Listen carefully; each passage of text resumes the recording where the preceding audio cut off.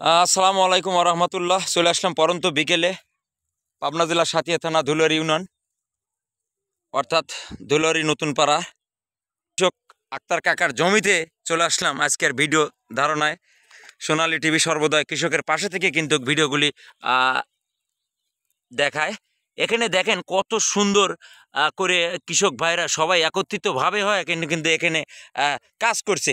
তো একটি বিষয় খুবই খারাপ লাগছে, দেখেন এই জমিতে কত ঘাস হয়েছে, তারপরেও দেখেন এই জমিতে অর্থাৎ ঘাস নিড়ানোর পর কিন্তু এই জমিটা এত সৌন্দর্য দেখা যাচ্ছে।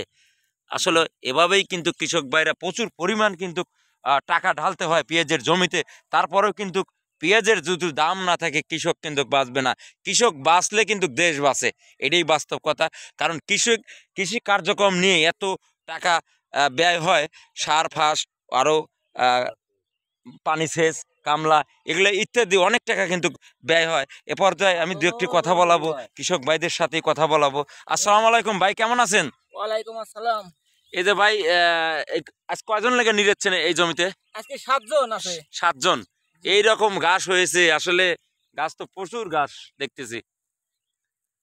আসলে পেঁয়াজের যে টাকা খরচ, আসলে আর একটা বিষয় জানবো ভাই, পেঁয়াজের সেচ কত টাকা নিচ্ছে বিঘায়? বিঘায় 1000 টাকা নিচ্ছে। 1000 টাকা, তাহলে দুইটা সেচ 2000 টাকা। 2000 টাকা। তারপরে একটা কামের মজুরি কিন্তু 500 টাকার উপরে, না 600 টাকা। 600 টাকা রোজ কামলার দাম। তারপরে ভাই এই যে এই দানাও কিন্তু 1 বিঘের দানাও তো অনেক টাকা লাগে, 12-13 হাজার টাকার বেশি। 12-13 হাজার টাকা লাগছে। তাহলে দেখেন দর্শক বন্ধুরা, এভাবেই কিন্তু দেখানোর চেষ্টা করি আসলে কৃষি কাজে যে পরিমাণ টাকা ঢালছে পেঁয়াজের। আর সারের কথা কি বলবো ভাই, সার কয় বস্তা লাগছে? সারের কোনো বিকল্প নেই। শতাংশে কতটুক করে লাগছে? শতাংশে লাগাইছে 3 কেজি করে ড্যাপ সার। 3 কেজি ড্যাপ সার। জি। লাল সার? লাল সার 1 কেজি করে।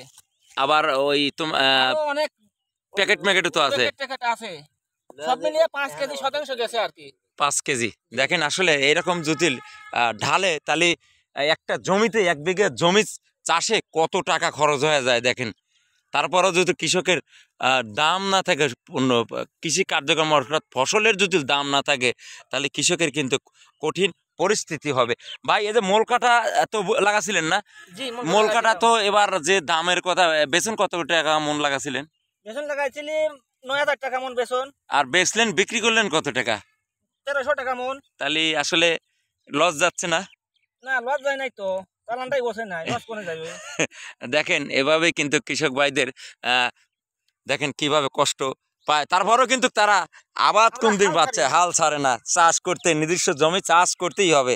পাশাপাশি দেখেন তারা লস শিকার হয়ে কিন্তু অর্থাৎ এখনো মাঠে আছে, টিকে আছে। ইনশাল্লাহ ফসল পেঁয়াজ এই মৌসুমে পেঁয়াজ লাগাচ্ছে, দোয়া করি ফসলটা যাতে ভালোভাবে ওঠে এবং কৃষক ভাইরা যেন ন্যায্য একটা দাম যাতে পায় সেই কামনাই করি। আল্লাহ হাফেজ, সবাই ভালো থাকবেন।